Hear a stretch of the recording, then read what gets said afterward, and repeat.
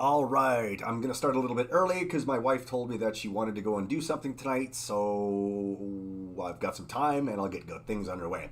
Hey, everybody, Jamie from the Marine Doctors YouTube channel, and today we're going to answer some diagnostics and troubleshooting questions, maybe some maintenance and some tips, uh, systems, well, some teaching moments. For example, why would an engine run better with the cowling off? Well, obviously the availability of air is a little bit better, runs a little bit cooler, more oxygen available, things like that. What else do we got here?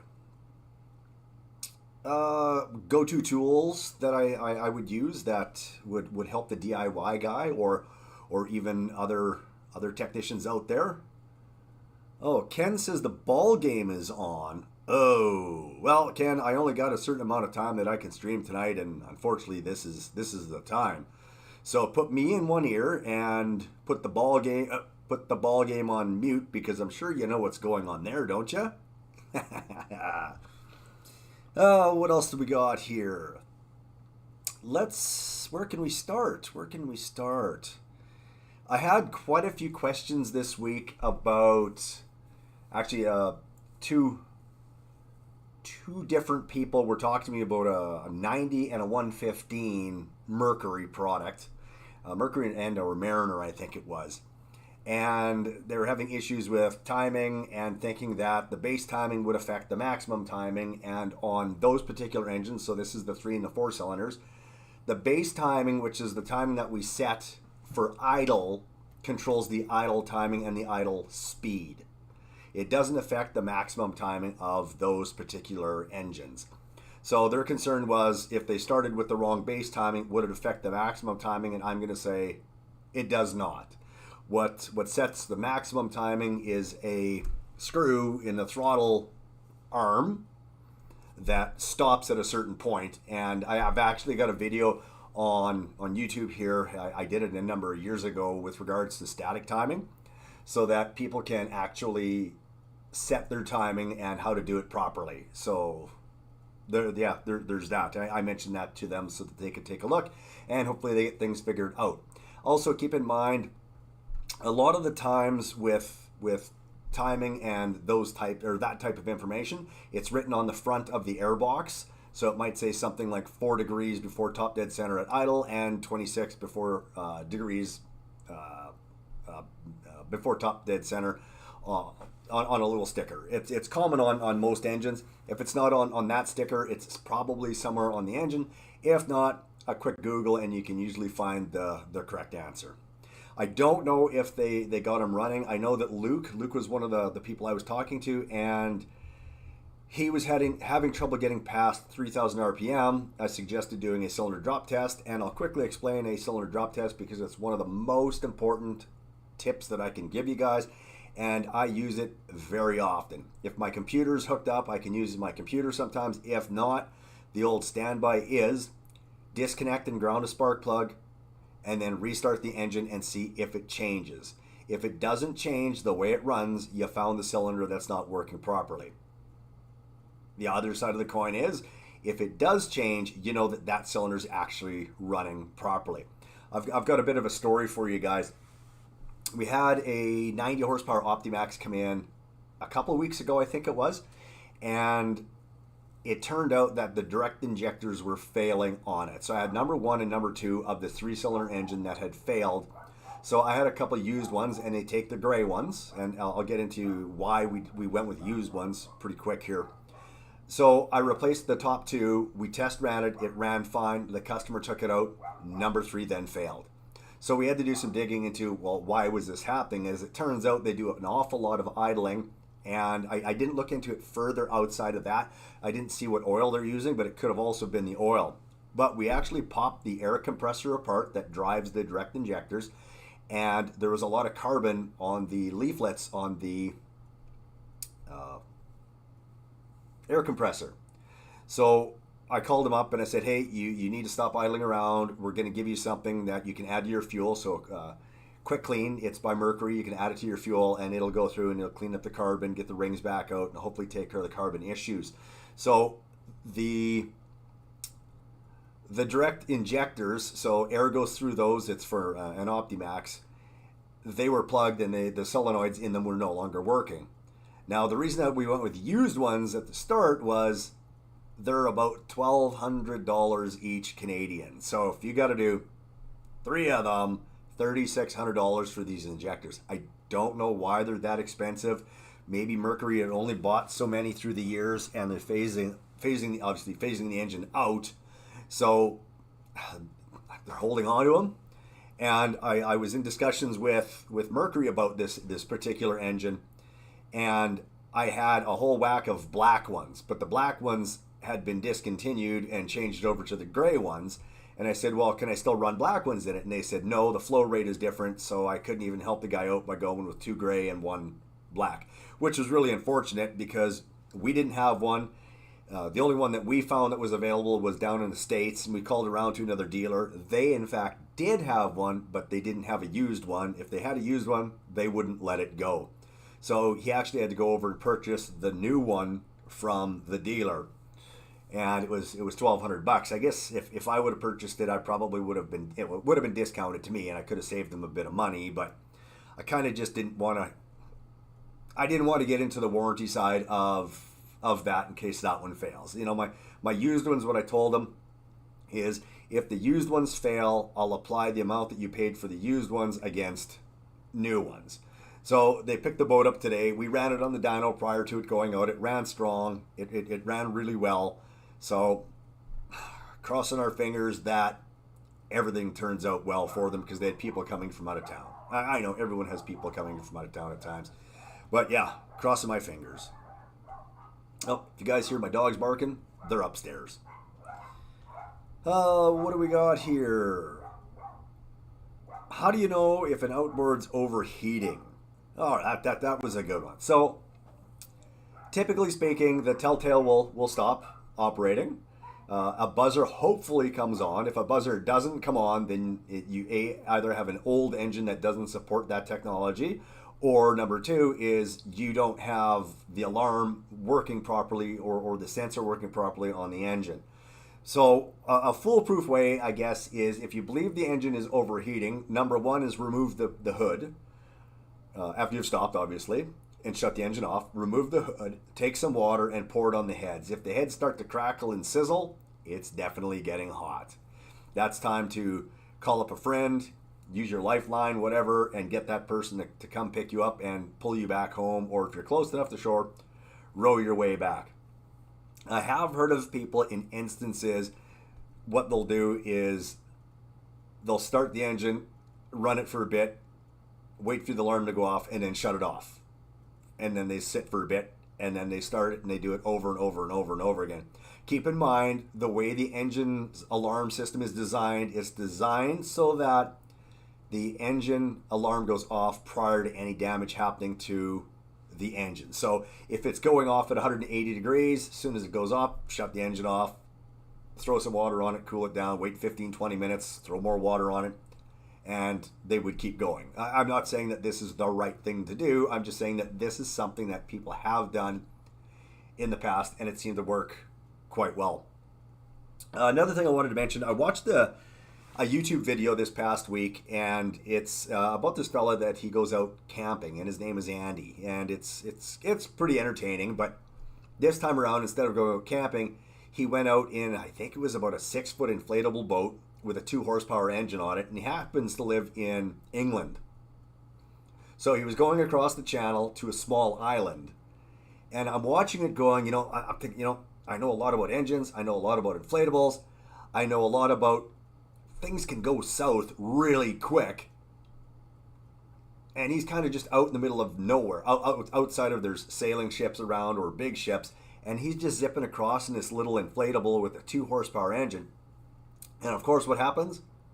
It dies. And he pulls out his gas can, and he's covering a very long distance. And this isn't a 4-stroke engine; it's a 2-stroke. So they're a little bit on the thirsty side. So he pulls out his gas can, and it's this little tiny gas can with maybe 5 liters of gas. And I'm thinking, oh man, did you not prepare? Did you not talk to anybody? Like, this is super dangerous. Which, He ends up making it, obviously, because we were able to watch the video. But still, it was weird to see the situation that people put themselves willingly into. And which leads me to the next thing that I want to talk about is auxiliary engines on boats. If you're on a large body of water and you've got to, say, go 30 miles or 30 kilometers, or you've got to traverse a long distance, why would you use or only have access to one motor? Cost, I guess, that's one. I don't think that that's really a very good reason. Number two would be the availability of putting one on the boat. I know that some don't support it, but there are brackets that we can put on to put auxiliary engines on. Like even an electric trolling motor might get you out of trouble. Maybe. I don't know. But people that aren't running auxiliary engines and having to go a long distance, it's kind of scary at times. And people will come in and they'll tell stories about how they were lucky that someone was out on the water and they picked them up, especially this time of year, because this is late in the season for us up here in Canada. And, well, I guess in the area where I am, and we don't have tons of people out on the water. So if you're out on the water and you're alone, something goes wrong, what do you do? I hope you're in cell phone service, I guess. But sometimes, maybe not. Oh, I closed my browser. There we go. How often should I replace the fuel filter on a 4-stroke Mercury? Is a question that I was asked. So some of these calls questions or calls that I get from at the shop while I'm at work, or people that come in and talk to me. So it's, again, how often should I replace the fuel filter? You know what? It doesn't hurt to replace them every year, and they're inexpensive. Don't wait until the filter doesn't work, because then your engine doesn't work. So once a year, even more often. I had one come in yesterday. It was a 70 horsepower Merc. He was still running the old metal tanks. So when I popped his filter off, it was the little canister style with the plastic piece you take off and look at it. The filter was definitely doing its job because the inside of the gas tank had deteriorated. But some people are just kind of stuck on not wanting to spend any money, so dump it out, screw it back on, and keep going. Still using the same tanks, unfortunately. Let's see. Can a bad ground cause intermittent starting issues? Yes. Yes. And this is something that I see quite often. What's that noise? Sorry. This is something that I see quite often is boaters will be zipping down the lake and they'll shut their engine off, and when they go to restart it, nothing at the key, no click, no beep, no nothing. So they typically show up at the shop with that scenario, and I talk to them about it, and I say, okay, so what is it that you did? And they say, well, I was driving along and I shut the engine off and we went to restart it, there was nothing, or now there's just a click. So first thing I do is, okay, let's go look inside your boat. I want to see your connections, because are they clean? Are they tight? And the answer is always, yes, they are. Yes, they are is what they say. So that's fine. I'm not there to call people out. But I jump in anyway and I take a look. Sure enough, they've got wing nuts on them, and you can move the cables back and forth. So just to show these people, you just give it a little bit of a pull, you turn the butterfly a little bit, and you jump up to the start, and pew! Rawr, rawr, rawr, rawr, rawr. Oh my God! Yeah, well, the cables aren't tight.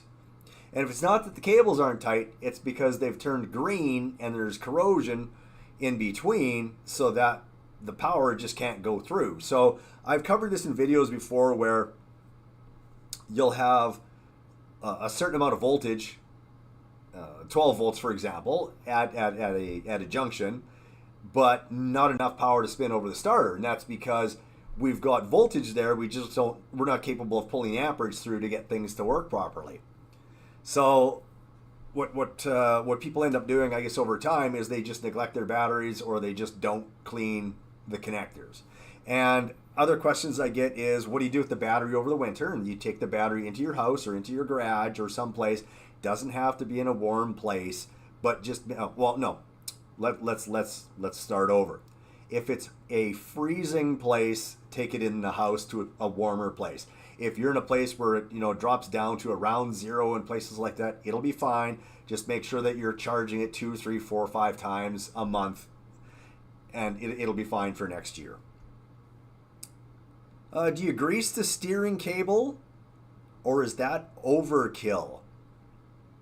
I don't recommend greasing. Oh, well, in my area, okay, we've got a lot of gravel roads that people traverse in order to get to their lakes. So I don't recommend greasing the steering cable. What I recommend is using a light oil, spray the shaft, turn it back and forth so that it goes in and out, clean it off, and then spray it once more, and then leave it. Let the little thin layer of oil do the work for you rather than grease. What the grease will do is it'll collect the dirt as you're driving down the road, and as you turn, it'll physically pull the grease back in. It gets inside that or where the shaft is there, and it eventually becomes sticky over time. Now, that is something that you can clean up. You can clean it up by using something that breaks down grease, or a light oil. A light oil will take care of that. WD-40, for example, if you spray it on that and wipe it and go back and forth, you'll clean that stuff off, and it should steer a lot better. But you just don't want to pull that stuff back into the cable itself. Can I use automotive oil in a pinch, or is that just asking for trouble? Yes, you can use automotive oil. I wouldn't add the automotive oil to your existing oil, like if you had to do an oil change or you drop the oil out. I guess, you know what, in a pinch, not to save the weekend, right?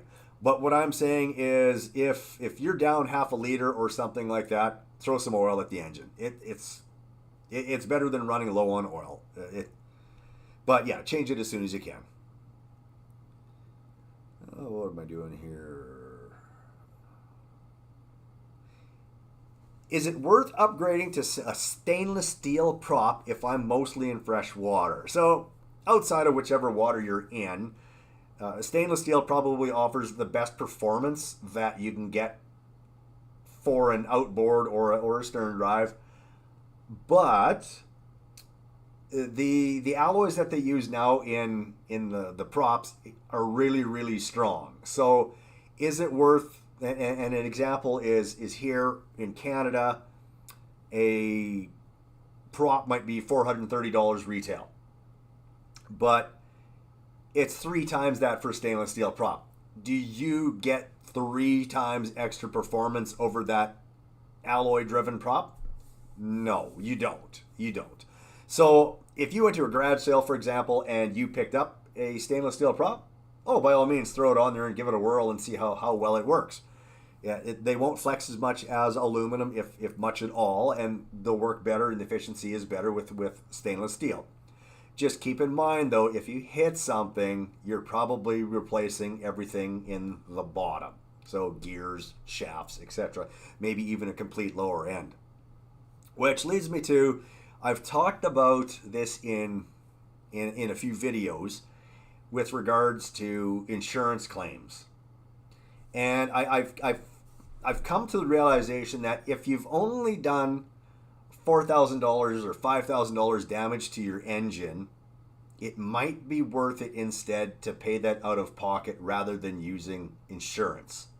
Now, again, I might have covered this in streams before, but I just want to reiterate that because I've actually talked to brokers and adjusters, and they're in agreement, right?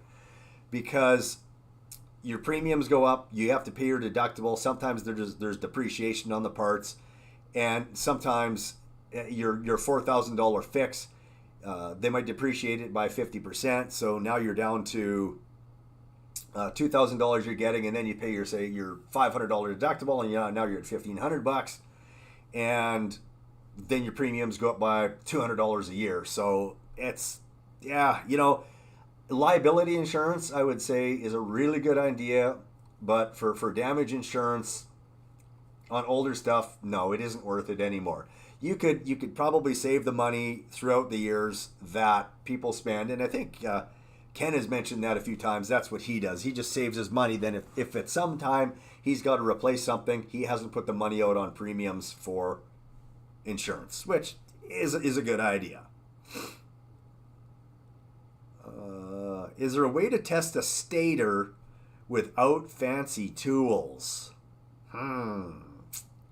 I guess if you're not calling an ohm meter a fancy tool, you can definitely use an ohm meter to test a stator, and you'll just be looking for continuity. I don't know what the value is, maybe 7,300 or something. I'm just throwing a number out.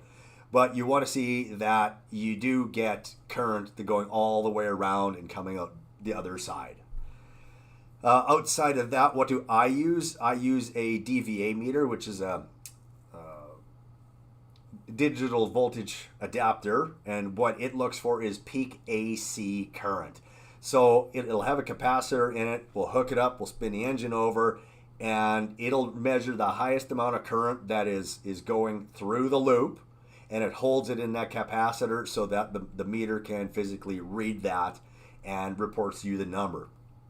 So on most engines, we'd be looking at, say, 180 to 220 volts, typically 180 to 220. On a stator itself, sometimes you might see upwards of 400.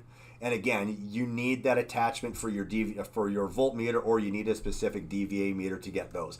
If you do have one of those, cat's arse. It makes everything a lot easier. You see where the voltage starts and then where the voltage stops. So if your stator's working and it's putting voltage out and it makes it to the power pack, and then nothing after the power pack, provided the trigger is working, right? Then you're probably replacing a power pack, because it would be really rare to have to replace, say, 4 coils, for example.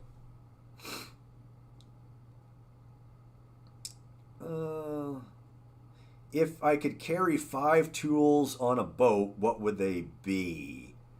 I think I'd rather answer this question. If I had 5 tools to carry on a mobile job, what would I carry? So, Motorhead, hey, some stators have high and low speed charge coils. Yes, they do. So you'd have to check both of those. Yeah, you're right, Motorhead. And it is possible that you can have the low side work, and I think you might get about 2,000 RPM out of the engine, and then it falls on its face after that if the high speed one doesn't work. If the high speed one only works, engine doesn't run. Okay, back to the 5 tools. So the 5 tools that I would carry for a mobile situation. I got to be able to get spark plugs out. So that's number 1. Number 2 is compression gauge. Number 3 would be a DVA meter. Number 4 would be a way to actually check the spark, so a spark analyzer or spark board. Number 5, probably just a regular flathead screwdriver, I think, that I could make adjustments with, check gear oil with, set timing with. Make adjustments with. I can't set the time because I don't have timing lights, so I suppose I needed 6. Motorhead, outboard mechanic since 1976, saltwater marine. I appreciate that. I do. I have worked on saltwater stuff in the past, and ick. It's tough. And says, good you have this channel to help people. Thank you, Motorhead. Do I think ethanol fuel is really that bad, or is it overhyped? I think anything made nowadays is perfectly fine to be running on ethanol blended fuel. Excuse me. The stuff from the early 80s, that was touch and go, because some rubber pieces, they don't like rubber pieces, diaphragms. So we've got hoses, diaphragms. I guess maybe seals. I don't know if I've seen any interior seals on engines fail as a result of ethanol. But again, I don't know how to make that connection anyway. We see that hoses will expand and swell. We see that I've seen neoprene needles, or maybe not neoprene, but rubber tip needles. I've seen those expand and actually get stuck and stop the flow of fuel. But a lot of that stuff would have been in the 80s. So old 50s, 70s, 80 horsepower Mercuries, things like that. I saw more problems with Mercury than I did with Johnson, other than the small hoses on Johnson. Motorhead says ethanol pulls moisture out of atmosphere, and I have to disagree with you on that. And the reason I disagree on that was Mercury finally went ahead and they did testing. And what they found was ethanol only absorbs the water that's in the tank from the condensation that's been created from atmosphere in the tank. Is what they actually came out with. So as far as us saying that ethanol pulls moisture out of the atmosphere, we can't say that anymore. Even if it's marginally true, they say what they want us to do now is tell customers to completely fill the gas tanks and put fuel stabilizer in it and seal them tight so that condensation doesn't happen. So what will happen, and the ethanol blended fuel, or the ethanol, will absorb the water that's in the gas, which is correct. But at some point, the ethanol becomes oversaturated with water and the rest of the water sinks to the bottom. Yeah. Moisture from metal tank from atmosphere and plastic. And there's other ways, of course, to get water in. And I had a pontoon boat come in this year, and the gas tank was situated in front of the engine. And I think he had a partial third pontoon. Anyway, something was causing the water to come up over the tank and then drop down into the well and out. And I think it was a center pontoon. I just don't remember for sure. But it turned out that it turned into a warranty case because the sending unit on the engine, or was it a valve? No, there's a valve. It's not on the engine. Sorry, let me back up.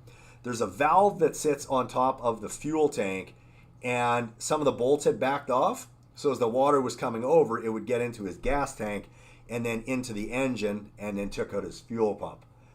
So I think that was probably about a $1,500 repair by the time that was done, that the boating manufacturer actually had to pay for because it was their tank and their responsibility. I did talk to Mercury about it. Mercury kind of shook their head and said, well, no, that's not really our fault. But if the boating manufacturer isn't going to step up, we'll try and help, is what they did say. Black fungus in fuel. I've seen that in gas once. And this would have been 10 years ago, maybe 11, 12 years ago. We had a fella come in with a boat, and we would run it at the shop, and it would work fine. He'd go to the lake, and he'd come back. It doesn't work. No sooner than he was back, we'd start it. It would run fine. It was really weird. So we finally opened up his tank and looked inside, and there was almost like carpet along the bottom of his fuel tank, and it was a fungus that was growing down inside there. It was kind of neat. So I think we've got some kind of a fungicide, I think it is now, that we can actually pour into the gas tanks that we bought from one of our suppliers out in Winnipeg. Water separator should be mandatory on all boats. So yes, and a lot of the new engines actually come with them. There is a fungicide that you can put in. I think I still have the bottle sitting at the shop. I'm quite certain that I do. Again, I've only had to use it once, but yeah, it was just weird. I think it actually stems from water getting into the fuel as well, and that causes that. I might be mistaken, but I think that's what does it.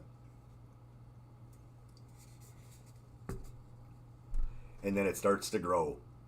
And of course, left in check, it'll pull it all the way through the engine and block everything off and so on and so forth. I think how I found that he had it was we'd put a brand new fuel filter into it, and the first time he took it out, the fuel filter was black. So then we opened it up and then tapped it, and sure enough, stuff came out. I think that's what happened with that.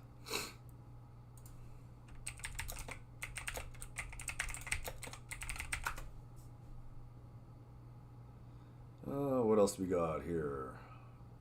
Oh, I had a Merc Cruiser go through this year. Two Merc Cruisers with the shift interrupter switches not working properly.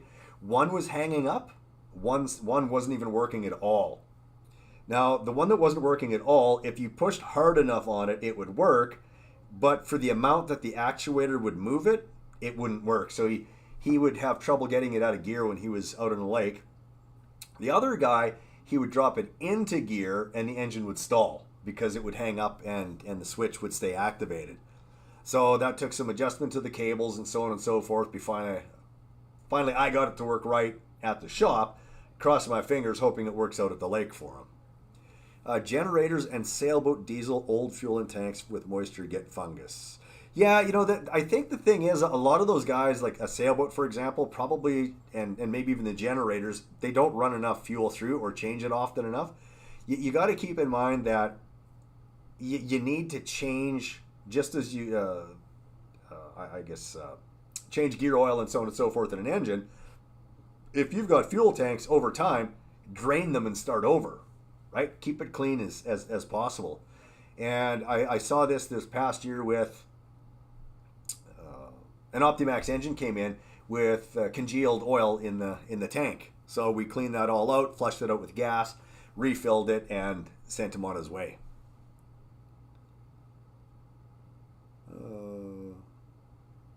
Can a clogged vent on a fuel tank cause the engine to die under load? Yes. So if we prevent an engine in any way of getting fuel, it will die. So we need air, we need fuel, and we need a spark source or an ignition source. If we limit any of those, the engine won't run. So when people call the shop and they give me an example of, I was driving for 15 minutes and then the engine conked out and wouldn't restart, one of the first questions out of my mouth is the valve open on your tank? Because unless it's hot outside, we can pressurize the tank if it's hot outside, and that'll force fuel in. But if it's a cooler day, I've seen guys bring tanks in that have been sucked right down if the walls are too weak, because the fuel pump just keeps pulling and pulling and pulling. You can also damage your engine that way if it runs lean, so always open that vent. Shift cable cutout switch, Merc Cruiser would get salt stuck, kill engine when shift to forward. Yep. So we didn't have any problem with salt. But I think what was happening was the spring, that little A spring, I think was just causing issues, or it was the adjustment to the cable was just slightly off so that it would hang up. Yeah.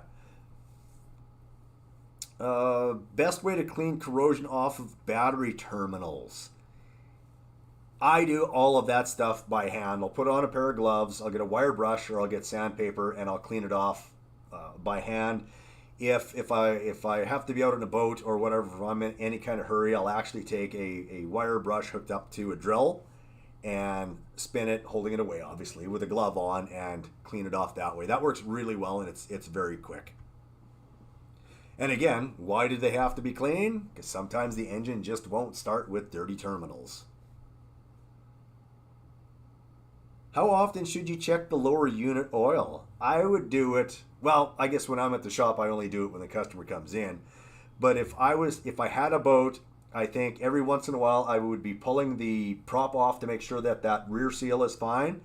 And you can, if you're really careful, spin that bottom screw out and have virtually no oil come out and spin it back in with no problem. So if you're capable of doing that, check it every time you go out, just to be safe. If for example you're parked up on the driveway and it's pressurized in the sun, chances are it's going to be safe, because if we're looking at 11-12 psi inside that case from heat and it's not pushing through the seals, chances are everything's going to be fine. But it wouldn't hurt to check it every third trip maybe, just to be on the safe side. It's going to be less expensive to replace that gear oil if you dump it out than it is to replace that gear case. Is it okay to run the engine on muffs for 10 minutes, or is that too long? I run my engines at the shop all the time on water muffs. some of the Mercury product and some of the Volvo product don't like to run on muffs.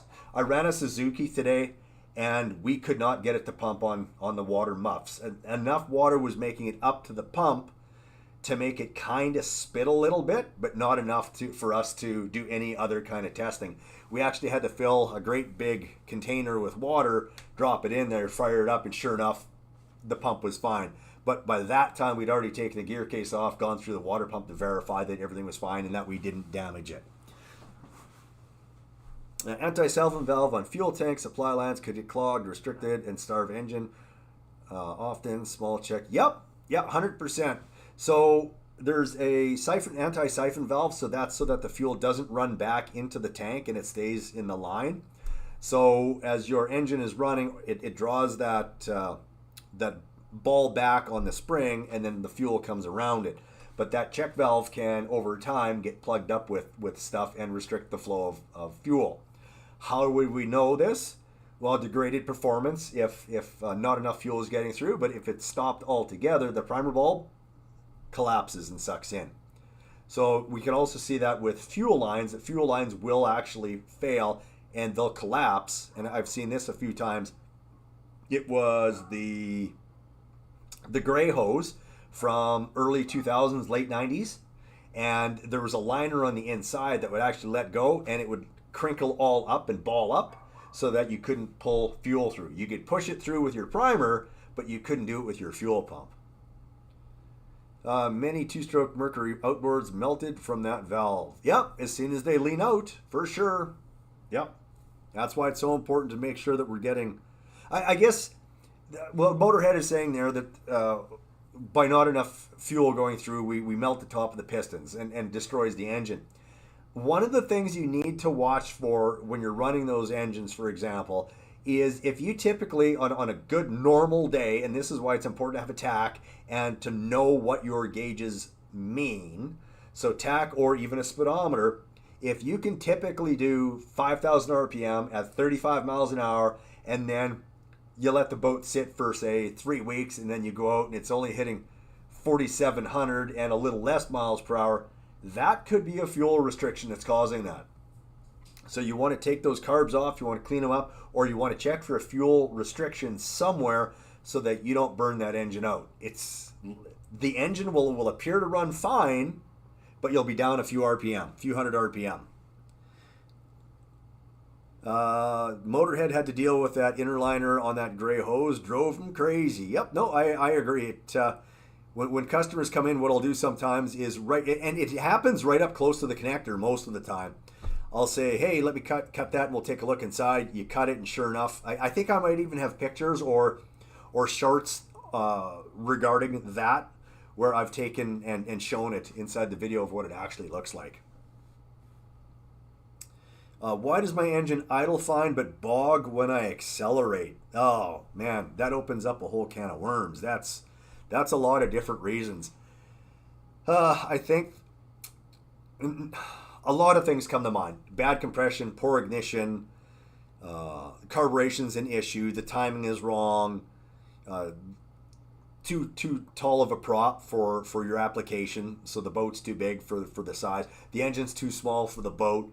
But what would be the most common thing that I find outside of engine damage or the ignition isn't functioning would be dirty carburetor, so that the transition from low to high speed, a lot of the carburetors didn't have mid-range jets, so it would go from low to high, and if it didn't get enough fuel in between, the engine would stall or bog. And Motorhead's brought up a very good thing. Our comment here is hit the choke when bogging to see if it picks up. If it does, then you know that your carburetors are starving for fuel somewhere between the transition of low to high speed. We can get into why this happens, but I don't have a carburetor breakdown to show you. But basically, there's the small jetting that's in behind when the throttle is closed, and it pulls the air through and it pulls that fuel through. When the throttle starts doing this, it can't pull adequate fuel through here anymore, so it pulls it up through here through a large jet, and that should allow extra fuel to jump in there. But without the aid of an accelerator pump like a four-stroke has, we have to rely on the transition of the jetting. And squeeze the primer bulb when bogging. Yeah, we can do that. More so, I think, when the engine is dying. So if it would appear that the engine's running out of gas, if you squeeze the primer bulb, you'll bypass the fuel pump, put fuel directly into the carburetors. If the engine then speeds up, we have a fuel restriction, we have air getting in, or the fuel pump isn't working properly.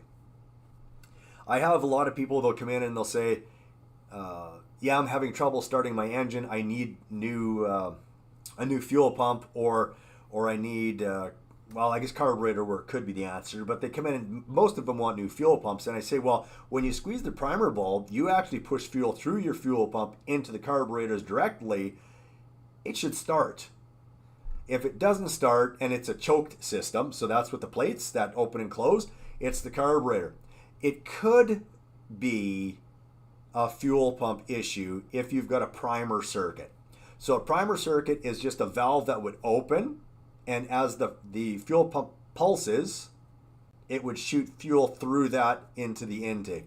So that is a possibility. So you kind of got to know what you're shopping for when it comes to that type of thing. So if you've got a choke and you've squeezed the primer bulb and put fuel directly in, it should start. If you've got a primer version, it may not start. Maybe.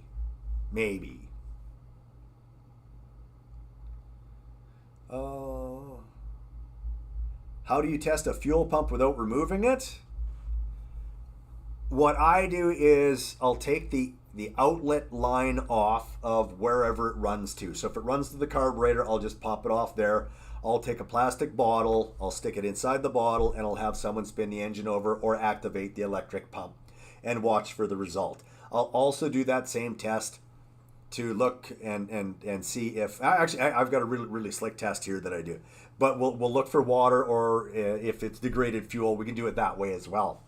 But we've got a pressure tester that we use on our engines, and it's got a bypass valve. So when we hit this valve, it allows for the fuel to go through the gauge straight down and exit out of a hose.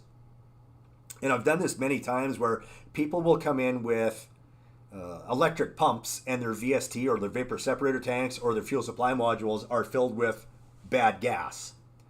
So we've got 2 electric pumps. We don't have a primer ball, so we can't push the fuel in. And the only way to flush, well, 2 ways to flush them is we take them apart and dump them and clean them, or we hook our fuel up to the front of it. We hook our pressure tester on.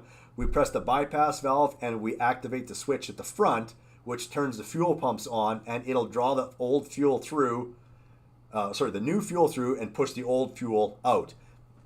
And once we see that we've got our fuel through, and I'll typically, and I'll be honest, I'll run 2-stroke oiled fuel through so that the fuel pumps are getting lubricated from old stale fuel and have a better chance of surviving.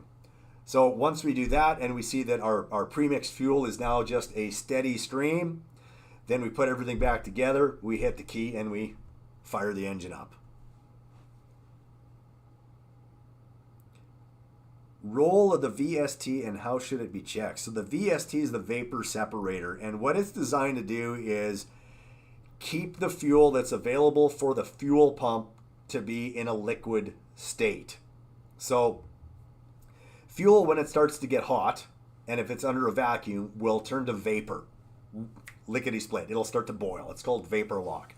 So the VST, or vapor separator tank, is supposed to help stop that from happening. It does it in a couple of ways. Number one is the amount of fuel that's actually sitting in there. It's tough to warm up that much fuel to get that hot. Number two is it's usually under pressure.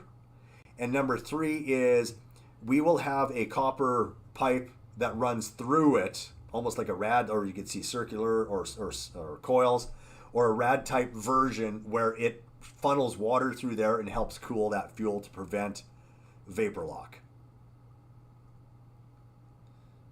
Let's see here. Ticking noises. So there's lots of different ticking noises that you can hear.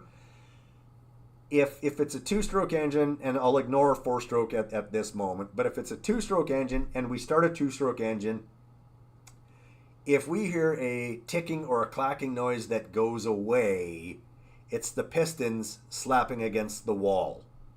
So as the piston slaps against the wall, it's aluminum striking steel. Aluminum loses.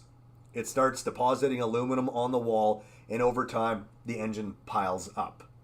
So if we hear that clacking noise, it's a call to the customer, and he gets two responses. Number one is we can put a cleaner through your engine, and if it's due to carbon, the carbon will disappear and the rings will pop back out and will prevent that from happening. Or it's time for a rebuild if it doesn't get fixed. If the clacking stays or even goes away, we'll scope the engine and look inside at what the damage is. I've seen engines with 105 pounds compression, 110 pounds compression. I've even seen as high as 130 pounds compression. They won't idle and they won't accelerate. They bog. And when you scope them and look inside, sure enough, there's damage on the lower part of the cylinder just before the ports. So that means as that air-fuel mixture is burning, it's exiting the chamber or going back through the intake before it even has a chance to push the piston all the way down and or burn off. It's not burning efficiently anymore. So at that point, they get a phone call and say, hey, it's time for a rebuild. You rebuild the engine, the guy takes it on the lake, suddenly he's able to do 50 miles an hour again, he's having a great time, and tickety-boo. It's great. Many old OMC Johnson Evinrude 4 clacking noises, normal loose piston clearance. Yes, I want to say yes, but after I rebuild them, we don't have that anymore because we build them a little bit tighter. But the old stuff, I guess it would depend, Motorhead, how far back you go. Probably into the 70s. So I know it's starting old 70 horsepower Johnsons, they clack, but the clack goes away. And for me to tell a customer that, hey, I think it's time to rebuild this engine because we're hearing these noises, it just simply isn't. It isn't worth trying to fix those engines or having the customer pay X number of dollars to fix those engines. What they get told is, okay, we have a scenario where the engine's knocking. We don't believe that it's a connecting rod or anything. It's the pistons, and it's just time. It's wearing out. Mark Browning, thanks for the commitment to the Boater Professional DIY. Or Professional DIY. You're quite welcome, Mark. Thank you for tuning in today. And Motorhead says 1980s campground oval pistons. So you're talking about the V4 stuff? Or are you talking about the 70s and 50s? And 50s. I remember a lot of the 50s. My dad would tell me this because he dealt a lot more with the older Johnsons than I did because, well, he was older. I came in and around the 90s, I think, is when I finally jumped into the profession, and I saw my share of 50s and the two-cylinder versions, but they would throw rods. And he would say, son, these were never made to pull skiers and stuff. They were made to push little tiny fishing boats. You know what? I think he was right. I think they just skimped on the materials back then, and it's possible that in the situation where that Motorhead is talking about is the technology back then, the tolerances just weren't as tight as they should have been. Or the materials used in the pistons, for example. So forged versus cast, just the way they do it. Yeah, and Motorhead, I agree. The 50 horsepower two cylinders, they weren't good engines. I think for that era, as much as I complain about having to work on 50 horsepower Mercuries because of all the extra mumbo jumbo you got to go through to take anything apart, I think that those were better engines than the two-cylinder Johnsons and Evinrudes were. Three cylinders were excellent. They had their issues though, and the main issue I saw with that engine was carburation. That was trying to get that bog out of that engine. I really wish that what they would have done years ago was left adjustable jets on those carburetors so that we could just simply open a little bit, throw more fuel at it, and get rid of the bog rather than having to take the carburetors apart and increase the jetting size of the low speed jet. And I think nowadays, before I would even jump into taking the carbs off or that conclusion, I would scope the cylinders now and verify that those cylinders are indeed worthy of doing the carburetors. Because there's a lot of people that I call and say, dude, I'm not spending that $600-800 of your money for something that's not going to do anything. I've scoped your engine. I know what's already happening to the engine. It's not going to run right. And so many other dealerships don't do that. They just do the carburetors. They send the guy on their way. And to hide the problem, they increase the idle speed. Just crooked. 50 horsepower Merc cylinder, 4-cylinder was nice. Open needle bearings, hundreds, fun to rebuild. Yeah, I never got a chance to rebuild a 50. I've rebuilt the inline 6 stuff, and I don't enjoy it. I find that those are very stressful. You have to hold the crank up. Can't get two hands. You hold the crank up. So the crank is sitting across here. You've got these tools that are pinching the rings.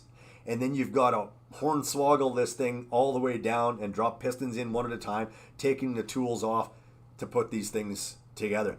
Optimax, I don't know, Motorhead, if you ever got to work on an Optimax, all you do is you line the rings up on the piston and you push down.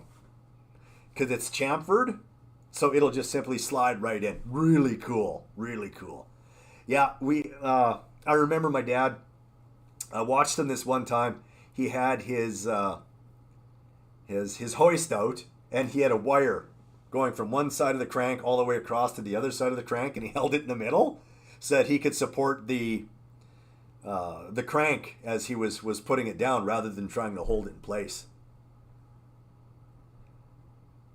You raced 2.4s at versus 2.5 EFIs?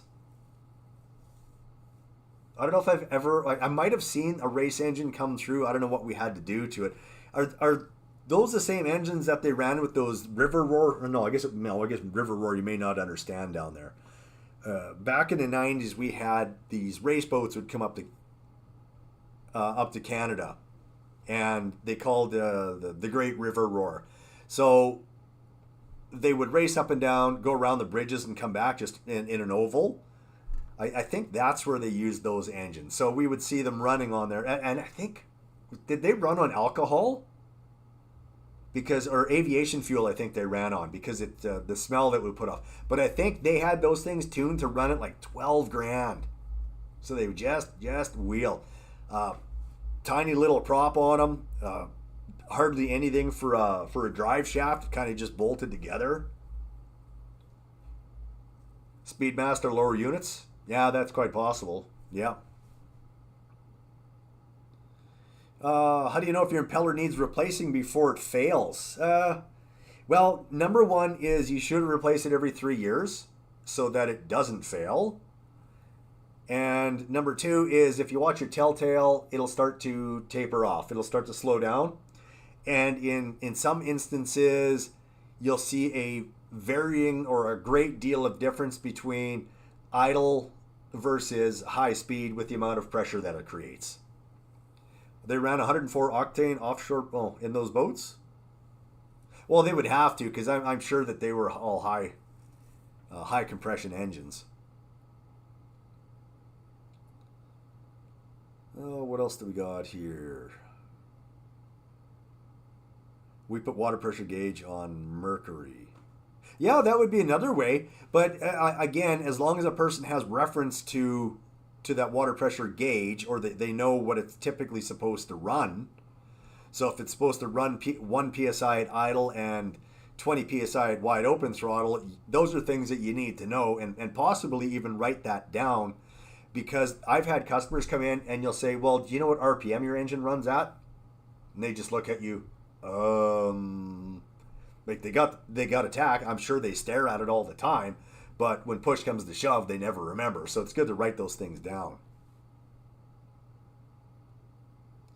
Is it normal for a primer bulb to go soft while running? And I'm going to answer this in the best way that I can. Some do and some don't. And it also depends how it's laying in your in your water well. Yeah, it depends. I've seen a lot of boats come through where the primer bulb is soft and they run perfectly fine. I've seen them where guys will come in and they're all about, oh, it's got to stay hard, it's got to be this. And no, as long as the fuel is going through the primer bulb and going to where it needs to, it's fine. It's fine. In 1980s, only OMC and Yamaha had overheating alarms. Let me think back. You're saying in the 80s. That on no, I'm thinking in the 3-cylinder and 4-cylinder Mercury and Mariners, they ran a little gizmo on the head, which is really expensive. Just a tiny little thing. That's their thermostat or thermometer or sending unit. But I will correct you, Motorhead. You're forgetting about Chrysler. Chrysler ran overheat buzzers on everything, for the most part. But Chrysler, you got to lump them in with Yamaha and OMC there too. Rebuilt countless Mercury, melted pistons, overheating event. Yeah, you know what? I think sometimes what happened with Mercury is the top piston would get warm enough that it would just stop the flow of water near the top, and the engine would just burn out. Chrysler, we never saw many of them. Oh, I saw plenty of Chryslers because, like I've talked about before in some of my videos, I used to be my dad used to be the Chrysler distributor for Western Canada, and then Force took over, and we lost that and just became a regular dealer. So, I'm happy to say that we were and did sell Chrysler motors. Yes, we did. We did. Yeah, it's funny to say. Whatever, ticking noise, don't. What else do we got here? Additives for engines. I'm not going to mention specific kinds. All I'm going to say is some manufacturers have their own brands that they want you to run. That's what I would run. That's all I'm going to say about that. Force motors were odd, Motorhead says. Force motors were 1950s technology with new ignition systems. I chatted a little bit about them in my stream last week about Force motors. I think the question was, do I actually like them? I don't recommend people buy them anymore. And even when it comes to fixing them, I really caution them about fixing them.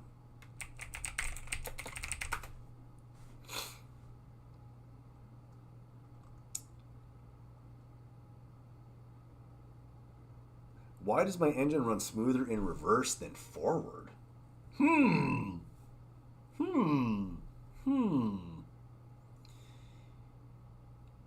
Is it easier for the prop to spin in reverse than it is forward? That would be my go-to, or that would be my thought, that the prop's simply easier to turn. I really don't know, because the gearing is the same. It's the same gear ratio and everything. It's just the only difference is the prop goes the other way. Maybe. I don't know. What do you think, Motorhead? That's one for you. Can old fuel cause hard starting even if it smells okay?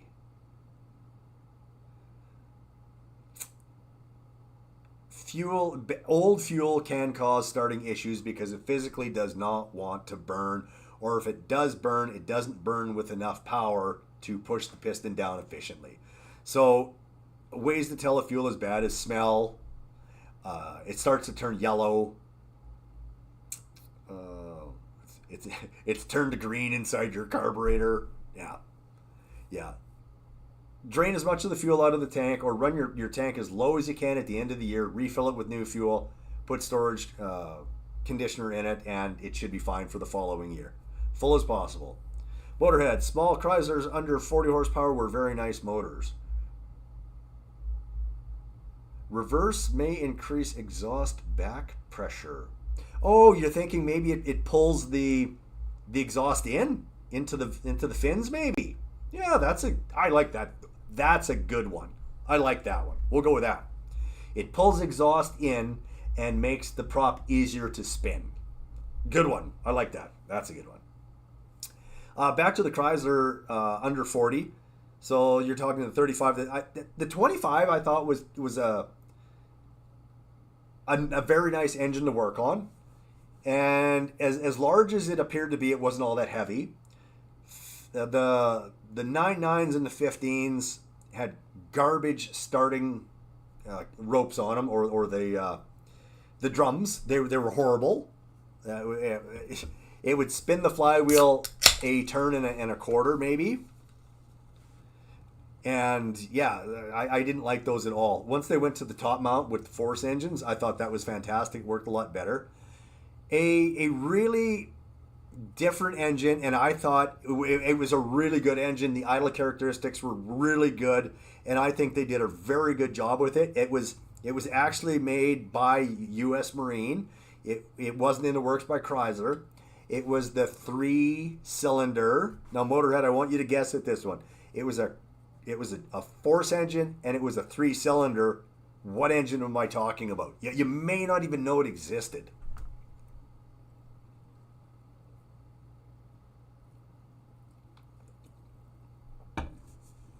Take a stab at that one. 3-cylinder force engine that Force made themselves. And I'll give you a hint. It wasn't the 70 or the 75. Nope, not Mariner. U.S. Marine, I'm quite certain U.S. Marine made this, and it wasn't Mercury. I don't think that Mercury was involved with this. They made a 3-cylinder, 25 horsepower engine that only weighed 92 pounds. Really good engine. I really liked that engine. I thought it was really slick. Oh, excuse me. It's too bad it didn't take off. I thought it was a really cool engine for that time. And we've got it was cool. There's a Daihatsu makes, or I guess after around 2005 or after Mercury got rid of their very impressive lineup of 20 and 25 horsepower Mercuries, like the latter ones, like the early 2000s and what, were fantastic. Then they jumped into bed with Daihatsu, and Daihatsu's got this 2-cylinder 25 horsepower engine. And oh my God, lifting that thing in and out of the tank or out of a person's truck and whatnot, it's terrible. But this 25, it was like a 15, but a little bit taller. It was pretty slick. It was pretty slick. Scott Atwater and McCullough and Elgin, cool old motor antiques. We never saw many. I don't see them anymore, but I'll add this. I was in the back this past year working, and I got called up to the front, and it was a fella that had just bought an Elgin, and he was wanting to know where he could get parts from, and it was like, I really don't know anymore. I really don't know. But it was just kind of neat to have a guy show up and say that he'd bought an Elgin and he wanted to fix it. I guess it's almost like when a guy comes in with, what is it, Ted Williams or Tecumseh. Those were actually names of outboards way back when, and I think sold by Sears or the Bay at the time. Many Bayliner with force engine motors were sold here, Long Island. Bayliner even up here was super popular, and believe it or not, it still is. Yeah. People will say, they'll call looking for boats. So if someone calls and they ask for a used boat, it's, do you have any Lunds? Lund is the premier fishing boat in Saskatchewan, where I am, and probably into Alberta and Manitoba and in and around. Everyone's got to have a Lund. The other thing is, do you have any Bayliners? And, the first thing that kind of runs through my mind is, why would you want a Bayliner? The interiors fall apart, and again, these are older versions, right? Interiors fall apart. The power plant, I guess, is fine, but most times it's a 4-cylinder, which will run out over time or sort of wear out over time, and so on and so forth. But I really don't know. I don't know why people say that. I just don't know. Evinrude and Evinrude OMC is gone. Yes, they're gone. I had a quick story. We had an E-Tech come in today. It's one of my customers. I look after him. I looked after him for a few seasons now, and we were taking his gear case off to check his water pump, and the water pipe wouldn't come out of his pump, and it dislodged at the top. So we had to pull his power head off, to put this water pipe back in because you don't just stick it up from the bottom. What a huge mistake for engineering. I couldn't believe it. It's like, really? Now I've got to spend 2 hours pulling this power head off to put this thing back into place. Let it be known, it's not coming out again. We glued it in. Erated 78 asks, do you remember Eska 4-stroke motors sold back in the 80s? They were noisy. I remember Eska as 2-stroke, but not as 4-stroke. No. But even the Eskas that I ran with, like the blue ones, and it was weird. So everything else on the market that I've worked on has had a flat diaphragm, almost like a piece of paper, right? The rubber just moves back and forth. Eska, though, they used it like a cone diaphragm, and it was, how can I explain this? It was like this can, and it would just go boop, boop, boop, boop, boop, boop, in and out, and that's how it would pulse its fuel pump. Just one of those quirky things. And we had to get that from parts to fix that from a place called Lambert Electric that sold lawnmowers and things like that because they used those same pumps and carburetors and stuff. Bayliner with Volvos were nice. So in order for a Bayliner to have had a Volvo, it would have been before Bayliner was purchased by Mercury. I've seen them, but the Volvos that I saw didn't have 3 liters in them. They had, was it overhead cam engines in them, I think? Correct me if I'm wrong, Motorhead, but I think that's the era that Volvo was in Bayliners, was with overhead cam engines. E-rated 78 says, shoot, yes, you're right, 2-stroke engine, mixed fuel. I owned a 7. Yep, yeah. I don't know if I ever saw a 7. I saw, and again, I'm 100% sure that I haven't seen every version of any engine that's actually out there. 5 horsepower, I think, was the most common of what I would see out there for Eska. And keep in mind, I can count on this hand how many Eskas that I've probably worked on in my life. And it was 5 or 4. And Motorhead, my brother gave me some hints on that because he worked on a lot of those out in BC. And he said that a lot of them would blow head gaskets, and it's because the metal, different, was it aluminum head and a cast block? So they would heat up at different rates, and you would get micro movements of probably the head versus the cast iron block, and it would wear the head gaskets out. He said he saw quite a few of those years ago. Yeah, E-rated fuel tank was 100% on top. A little white metal cap, I think it had on it. A lot of the times they would come in rusted as well. Did I ever see a direct reversing Mercury? Oh, yep. So, dock crashers, Motorhead, is what we used to call those, and I think a lot of people called them dock crashers as well. So what Motorhead is talking about was Mercury had a 100 horsepower engine way back in the mid 60s, early 60s, I think it was, and you would start the engine and it would be in forward, and to get it go backwards you had to start it in reverse. So you'd flip a switch, turn the key, it would switch the starter so that it would spin the opposite way and start the engine so it would run in reverse. So it made docking unusual to say the least. E-rated asks, what manufacturer would you recommend for 20 horsepower tiller? Well, I have to say Mercury, right? Don't I? Mercury, Tohatsu, Yamaha, all great engines now. All great engines. I don't work on a lot of Honda engines, so I don't know a whole heck of a lot about them. I'm sure they're a good product, but I would look at it this way. If I wasn't in the business and I had to purchase an engine, I would buy an engine where I know I can get the best and the most support at any time that I would need. Hands down, Mercury, because they've got dealers set up everywhere. If you've got an issue with your engine, you can take it to any dealer and they'll fix it, especially if it's under warranty. Probably second to that would be Yamaha. There's plenty of Yamaha dealers everywhere. Uh, Tohatsu, I guess I can work on it, right? It's the same as Mercury, but Mercury won't allow us to do warranty work on Tohatsu. So once they're outside of warranty, they're more than happy to let us work on it. Well, they won't say anything. It doesn't matter at that point. But yeah, I think that would be the order of what I would choose. Let's see here. Motorhead. You guys had. Oh, you had the reversing Mercury on display. Oh, that'd be cool. Uh, what is a tiller?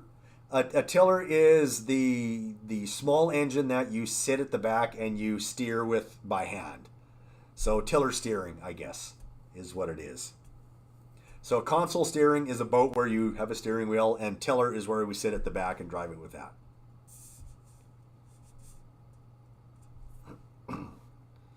My tachometer jumps around. Could that be a stator issue? It's going to be your tach. It's going to be your regulator. It could be the stator. It could be, and I've seen tons of this happen with Mercury product and Mariner product and Force when they were using the same regulators. The yellow wires will actually physically burn the connector that they're in, and it turns black, and we get mixed signals up at the front on the tach, so that it'll bounce. It'll bounce, or it won't work. It'll read 6,000 and stay there, so on and so forth. So there are a lot of things that actually will cause a tachometer to not function properly. I had an oil gauge bouncing around with a guy. This I think I just finished it up today.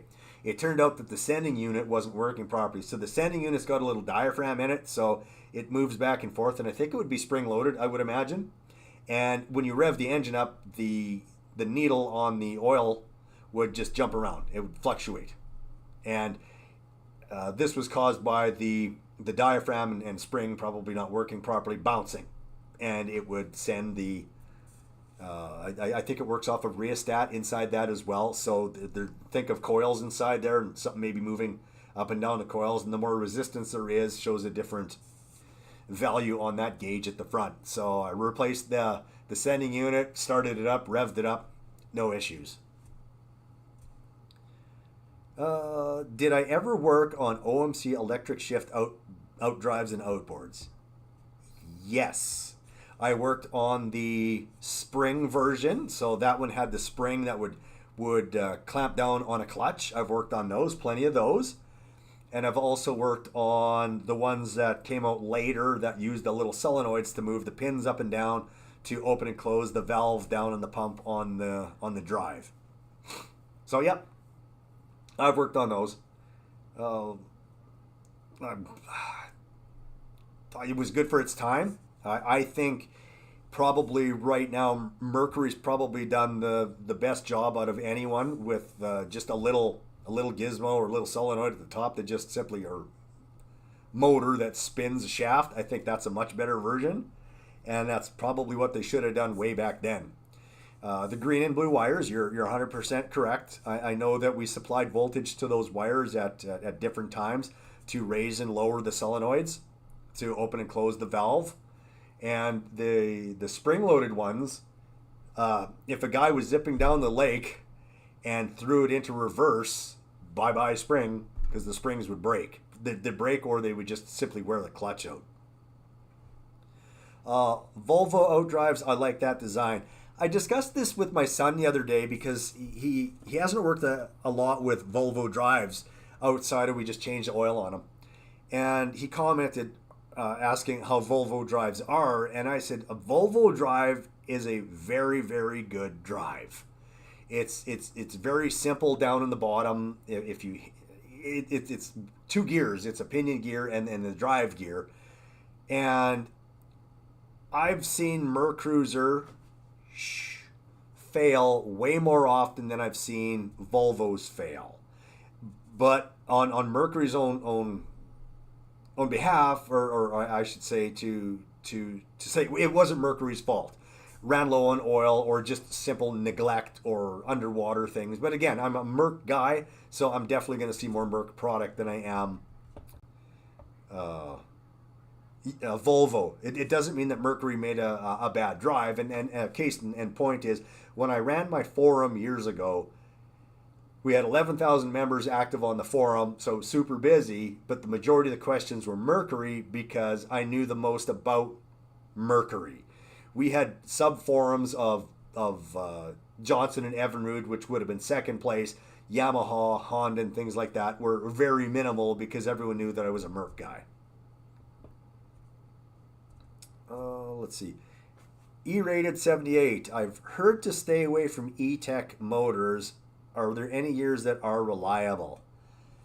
Talking to the people in the know down in the States, when I've had conversations about E-Tech, they will say that anything prior to 2012 to avoid. After 2012, when I think it was the G2 came out, those were really good and hold up very well. Anything else, it's some of the stuff it's just hard to fix, hard to repair, hard to get parts for. I had a 2010 came in this past year with problems with voltage. So they run a 55 volt system in their ECM, and something happened to that, and it was just, need a new ECM. So yeah, I don't know. I don't know enough about E-Tech to say yay or nay. Everything that I hear is hearsay from, well, people that are supposed to be in the know. And the guy that I actually talked to, I think he was out of Kansas, and he rebuilds the ECMs, and he said if anything older than a certain year comes in, I think he actually started maybe at 2006, and said anything around 2006 and older comes in, he says wash your fingerprints off of it and send it out the door. And just be done with it. Don't even work on it. Let's see. Cone clutch reverse spring would break. Yep, I've seen that many times with the electric shift stuff. And it was usually close to where it would hook in. And yeah, once that would happen, reverse would just spin. And we never had to repair Volvo drives. Hard to install and remove though. You know what? I'm gonna say 100% with regards to that motorhead. We had to pull some engines on some broken blocks or busted up blocks on Volvo product last year, and we also had to do some universal joints and stuff on Volvo product last year. It finally got to the point where someone would call up with a Volvo and say, I need the drive to, I would just stop them and say, no, we're not doing drives anymore. The reason for that is exactly what Motorhead said.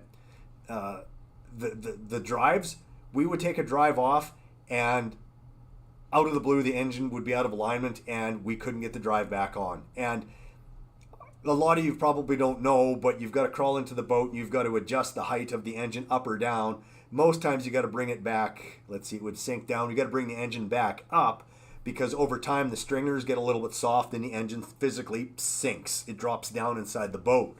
So we wouldn't be able to get these drives back on. And I swear we spent 24 hours one time, like 8 hours a day, trying to put this drive back on because we felt so bad that we'd taken it off, did the universal joints, and couldn't finish the job for the guy. We finally called him up and said, look, man, we can't get this on. You have to take it up to Volvo. So we lost huge money on that drive. So after that point, it was, no, if it's anything to do with the drive, taking an engine out, not anymore. Not anymore. We just don't have the tricks or the know-how to do that. Mercury, if the engine's out of alignment, on it goes. It's way less finicky. Yeah, that's the word I'm looking for. Yeah. What do we got here? Mercruiser gimbal bearings, shift shaft, universal yokes, upper gear case seals. So gimbal bearings, 100%. Oh, I've got a story for you. We had a customer bring in a boat this year, and his gimbal bearing had seized. Now, we ran the engine, and it was really loud. Right away, we knew it was a seized gimbal bearing, so we were going to pull the drive off. So we undo the bolts, or sort of the nuts, and we wedge a piece of wood in, which is the go-to way to get a drive to pop off from our cruiser. We lift it up, we slam it down, doesn't move. We do it a few more times. The wood breaks. We grab a harder piece of wood or a different piece of wood or newer piece of wood. We throw it in there. We slam it down. Nothing. For the life of us, we could not get the drive off. So I phoned up Mercury and I said, guys, what are we doing here? We're doing what we were taught. This drive's just not coming off. And, they're scratching their heads and they're going, well, if it doesn't come off that way, maybe pull the engine out. Well, if you go to pull the engine out, you need enough room to pull the engine ahead. And this was in a Bayliner boat, and there's no room to pull the engine ahead because you have to pull it far enough ahead so that you get it off of the drive shaft. So even if we got the engine out somehow and didn't have to cut anything, get his engine out, we would still have to drive from the inside the drive back out, which meant we were probably going to destroy something to the point of, okay, now we've got to take the big key thing at the back that the drive goes through or bolts onto, oh my God, the intermediate housing and whatnot, because now we would have destroyed that. We would have had to take all that apart, and we were just going to exceed the value of the entire boat like that. So he called his insurance company, tried to go through insurance. They said no go. And finally, after the boat sitting there for 3 or 4 months, he came and got it and took it along with him, which was really unfortunate. I would have really obviously liked to try to get it off. But I think because that the gimbal bearing didn't want to come out, I'm sure that if we did get the drive off, it would have been a huge mess on the inside anyway. And it would have been one of those, dude, it's the value of the boat already. We can't help you. Well, we can help you, but you'd probably be best just to go out and buy a different boat. I got to catch up with Motorhead here. Yes, and back to gimbal bearings. We do tons of gimbal bearings. We've actually got a puller that makes it really easy and an installer tool that makes it easy. Volvo tilt motor was not great though. So the internal one or the external one? Hey, I have a question. I don't know this for sure. The Volvo tilt that sits on the outside right beside the drive, it has a reservoir cap on it. I'm quite certain it does. Now, my question is this. A customer came in and he said that the cap was coming off of his power steering and his power steering was emptying itself. And he claimed that the Volvo guys told him that the reason his tilt doesn't work is because he runs out of power steering fluid from his power steering pump. And I thought, well, I don't think so. Because I thought everything was just on the outside with a reservoir. I don't know. I do not know. Anyway, maybe someone in chat knows for sure. Maybe someone owns one of those. I don't know. If you could comment below, that would be fantastic. After the stream, if you're not here watching, then if you are here still watching, now? I don't know. One time I pulled motor and put drive on and then put the motor in. Oh, that would be so much extra work doing it that way. The drive stays off until the engine's all bolted in, and then the drive goes on. Often to change a starter or wall water pump on a Merc Cruiser GM pump, I pulled motor faster than trying to get corroded bolts out. Yeah, I guess that would be easier at times, wouldn't it? Is just to pull the engine out. I had a guy, he calls today, and he says his question was this. I've got a 4.3 liter, and I want to know how much it's going to cost to change my bilge pump. This is my response. Not a lot if it's easy to get at, a lot if I can't get at it. As it turns out, I jumped in the guy's boat and I could easily grab it with my hands, and it looked like they'd done some work on it too because they'd actually broken the cap off. So I was able to replace it probably inside of 15 minutes, so passed it along to the customer, saved them some money. The old internal tilt motor was electric worm gear. That was OMC though, wasn't it, Motorhead? I think you're talking about. 470 Merc Cruiser outdrive engines. Well, the 470 Merc Cruiser, that just ran an old MR drive, right? That was, I don't see a lot of MR drives anymore, or have had to work on them other outside of regular maintenance, a water pump or throwing oil at them. The engines, though, I don't know what they were thinking. Just no. Some boat builders allow no clearance to service inboards. It's horrible. Oh, no, I agree. And I don't know why it is. I kind of do. They want to make the most room that you can have in a boat. And they also want to make things as quiet as possible as well for the person that's driving the boat or owning the boat. E-rated, I've never done it, but an oil change on most inboard outboards must be a pain. Yes and no. The oil we pull out with a pump. So we've got an evacuator pump that we bought from Princess Auto. So we charge it up with air and it becomes a vacuum. We just spin it on where the oil gets checked, where the dipstick is. It's threaded, so we thread onto that, and then we just suck it out that way. If that doesn't work, we've got the option of the consumer drain. So that's a hose that's hooked down onto the outlet on the oil pan. There we go, on the oil pan. And you run that out and you unscrew it and you walk away and come back 24 hours, and then it's done. I guess the old way we used to have it, and when we didn't have a way to draw oil out, was we would raise the front of the boat. Like, this goes back a lot of years. We don't do this anymore. But we would raise the front of the boat. We would pour water into the bilge in line with the outlet or the drain in the back, and then we would release the oil. It would skid down the top of the water and then come out through the hole. And then we'd catch it in a basin, of course. The oil filters, though, the oil filters can be a pain in the arse. Some of them are very hard to get at, especially on some of the newer stuff, because there's just no room. On Bayliner, which I do a ton of, they actually cut ports in so that you can actually physically reach through. If those ports aren't there, then I've laid over top of engines and had to reach way down and attempt to get it off. So V6s are that way. Some V8s are that way. The 3-liter product for Mercury, for example, they stuck the power steering pump right by the filter, and you've got zero room. If you hook your wrench onto it wrong and you push and it slips, you hit the distributor and you break things off the distributor. Bad design. Just a bad design. One Cobalt Zero clear to service raw water pump on a Mercruiser. I don't understand that, Motorhead. I have done some work on some. Was it last year?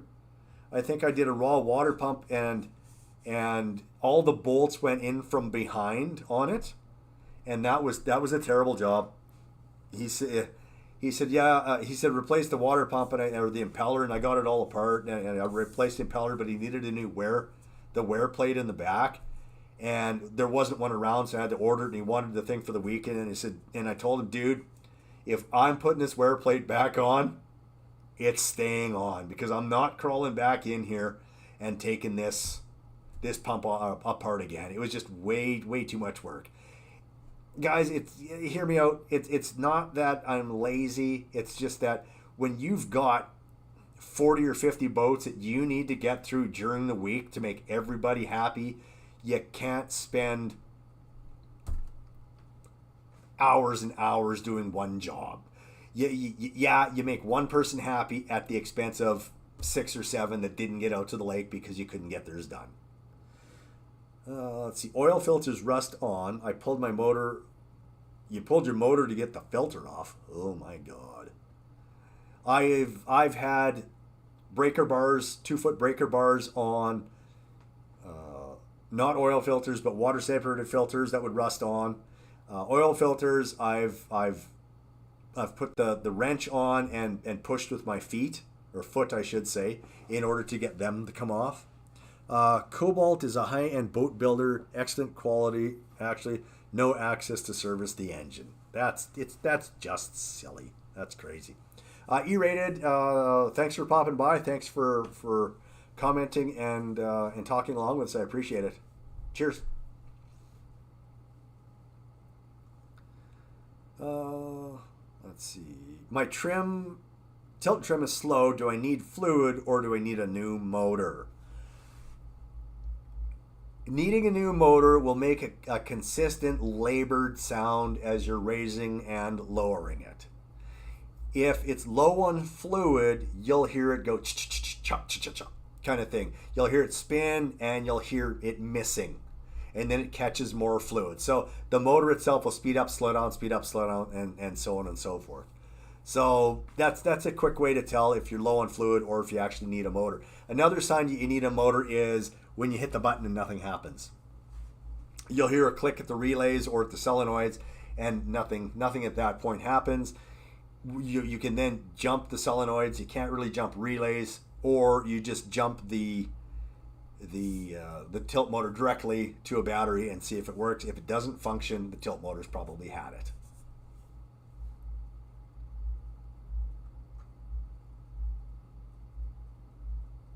How do I know if I'm over oiling a two-stroke mix? Fouling spark plugs, tons of smoke. Engines are pretty resilient. They'll run at 25 to 1. They want to run at 50 to 1. There is more smoke at 25 to 1. If you're running full throttle, you probably wouldn't have an issue. Idling, you'd probably destroy the engine over time, I would imagine, because it's just not going to burn the oil properly. And it'll start sticking to the rings. So yeah, I guess that's a way you could, several ways that you can tell if you're over oiling an engine or not, is smoke and spark plugs keep going out.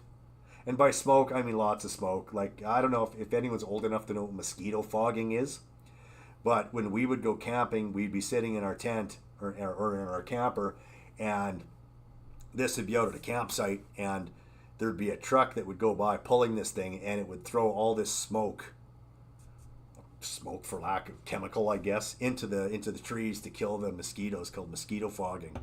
So every once in a while we'll run something in the yard, and if it fills up the yard, we're fogging mosquitoes.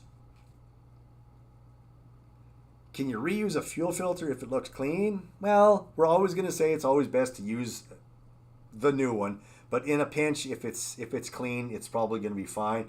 If it's a nylon mesh, blow it out, clean it up. It should be fine to keep using. If it's paper, you're probably better to replace it.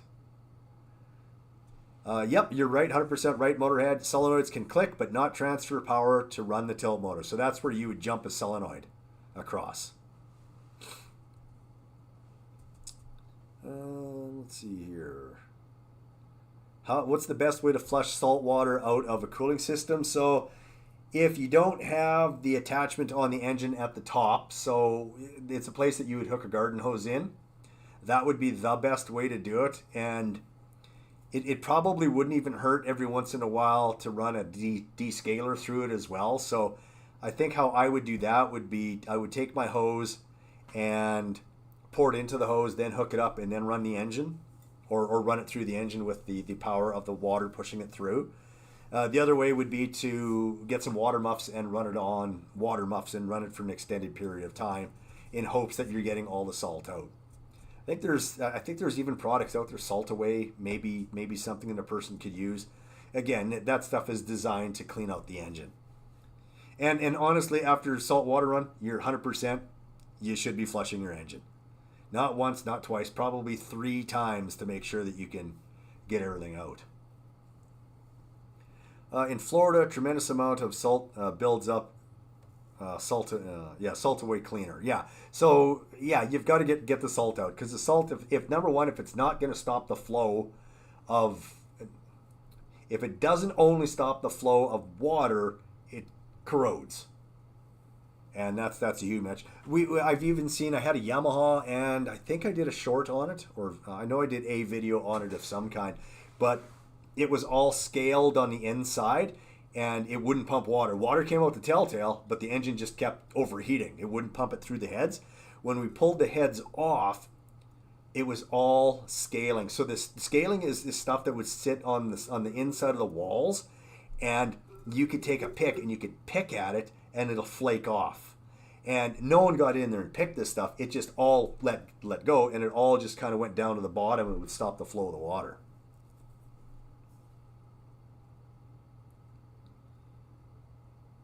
Is it normal for the starter to click once before engaging? So what you're probably hearing is the solenoid click and then send the starter up into place. So that would be that version. A regular starter like what we have on outboards, on two-stroke for example, you're a click of the solenoid, and then you'll hear the starter move up on the Bendix and click and engage and then spin. But that part happens so quick that you probably don't notice the second click. Four-stroke engines, they have a solenoid that kicks the Bendix up mechanically, and it's not driven up with centrifugal force. So you'll definitely hear that click. Hot water in the keys with high salt content. I used muriatic acid to clean out salt corrosion in Powerhead clog up. Really? Ooh, my goodness. Straight muriatic acid will eat aluminum lickety split. So on painted surfaces maybe, but I don't think I would use toilet bowl cleaner on straight aluminum. And I definitely would not stand over top of it because I've seen what it does. Vapor comes off. No, I don't know if I would do that. I'm sure it would clean it. But yeah, it's pretty strong. CLR would probably be a bit better because it's a weaker acid. Lime Away, Tune Bright would also be another thing. Oh, I'm not saying that it wouldn't work. I'm just saying that the dangers of using something like that are it's pretty high, especially if the vapor gets to you. That was my thing. I'm sure it would work. Oh yeah, obviously use caution, definitely. Is it worth rebuilding a carb or just replacing it? That's a good question now. That is. This year, 299s and a 20 and a 15 horsepower Honda, I simply replaced the carburetors. It made more sense. So they were filled with that white sludge and corrosion. And I actually did 2 fuel pumps on engines that I did the carbs on for those reasons as well. Because once that stuff got in, it's really hard to get out. And let's be honest, 4-stroke engines, they don't take much to make them not run. So if we've got that tiny jet and a little bit of that white stuff gets in there, it's done. And that actually happened to us with the 15. I put a brand new carburetor on it, and we didn't get the fuel pump clean enough and ruined the guy's weekend for him. So yeah, I ended up, I took that fuel pump off. I cleaned it up as best I could. I took sandpaper to it. I did everything that I figured I could to get it as clean as possible, and then told the guy it's probably going to work for a while. I can't guarantee it. And he was happy with that because he was able to use it. But the carburetors that I did install, I got that one from Honda.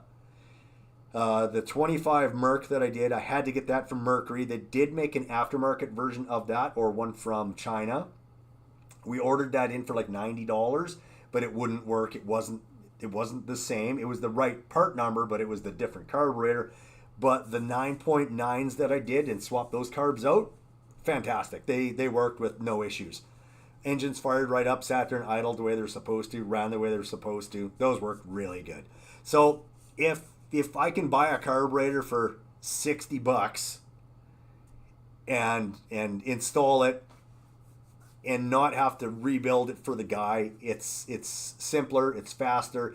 It's probably one of those things that it's maybe even good to keep that in stock now, because like I said, it's $60, or I rebuild a carburetor for an hour and that's $150, right? And then what if something happens down the line where it doesn't work? $60, on it goes. I think it just makes sense. Zinc oxide white powder in the carbs. Yeah, it's due to the corrosion, and I think it's caused by the gas mixing with ethanol blended fuel, and water. I think causes that. Turns into an acid and eats away at the inside of the carburetor.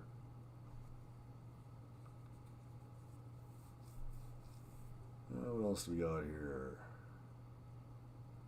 What color should fresh lower unit oil be? So the majority of the oil that I put in is green. Other oils would be a very light gold, I guess would be the color, or a darker gold. If you've got anything that's outside of those colors, so any darkening, or if it's green and it turns a dark green, it means that it needs to be replaced. The gold will start to turn dark as well, or if it turns into a creamy looking color, so like milk, for example, or someone's added milk to it, that's water getting in and it needs to be replaced, and the seals or the leak needs to be addressed.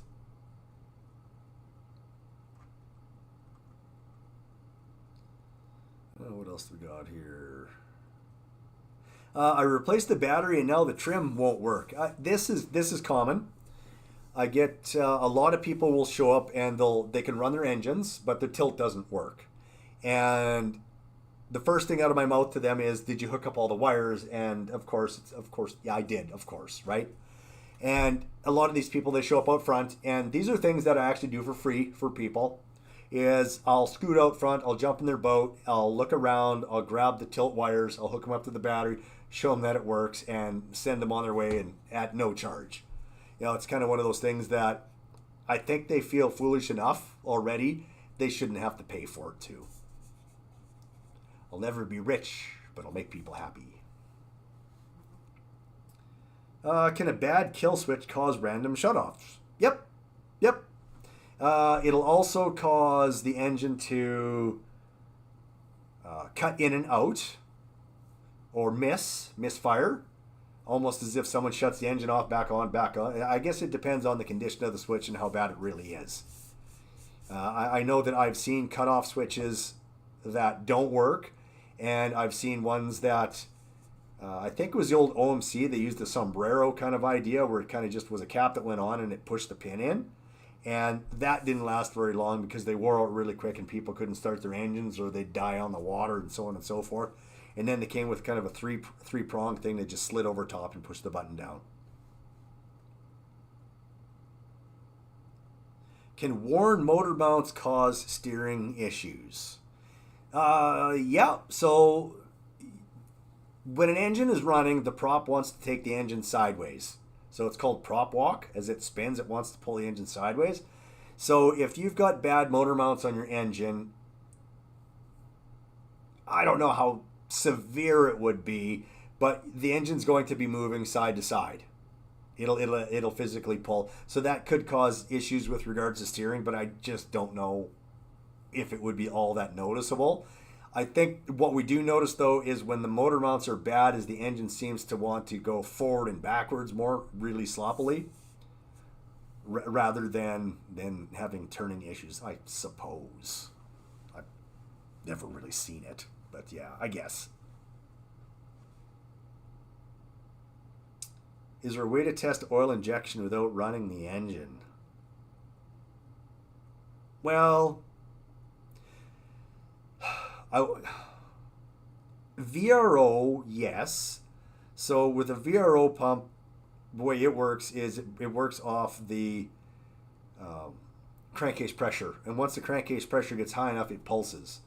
And I don't know if any of you have noticed this, but when you're attempting to start your Johnson or Evinrude engine that has a VRO pump, and you go and you shut it off because maybe it didn't start, or sometimes after it's been running it shuts off, you hear a snap or a click at the back. That's your VRO pump activating or pulsing. So I guess you could spin the engine over, and provided it's spun over for long enough, created enough pressure, you should be able to hear the oil injection click, which should indicate that it's functioning. Whether it's functioning properly, I don't know, but it's working. Anything else that's maybe driven off the crank with a gear, not easy at best. You'd have to take a graduated cylinder or something that's very thin and spin the engine over and just watch for it to move down that graduated cylinder, I guess. That would be the way you would do that. I don't know if that's... I don't think that would work well enough to say 100% it's going to work.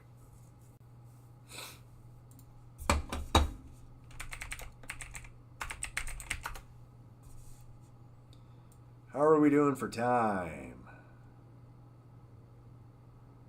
Not bad. Maybe a couple more minutes, I guess.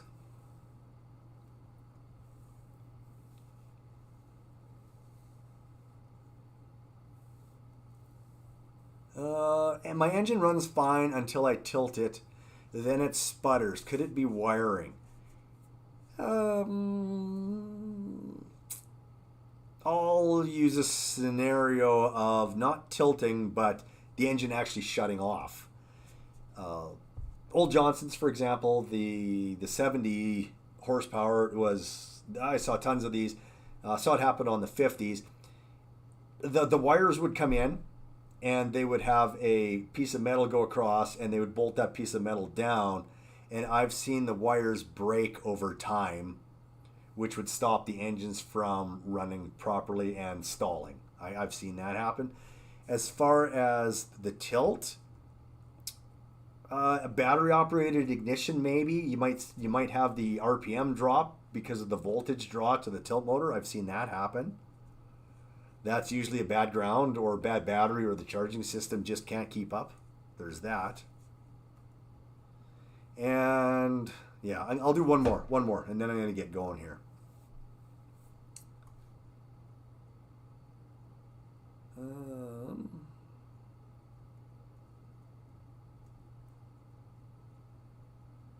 How do I know if my prop is too aggressive for my setup?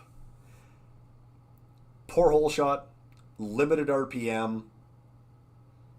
What else would we have there? Inability to pull anyone on skis or on tubes or things like that. The bow not coming down. Not getting up on plane. I guess there's lots of little reasons for that.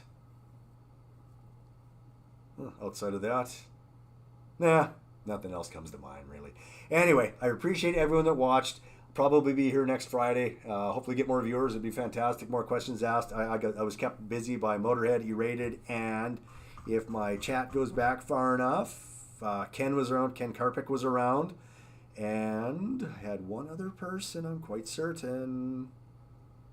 Mark Browning was around. Appreciate you guys commenting and so on and so forth, carrying the stream with me, and I will see you guys in the next episode. Laters.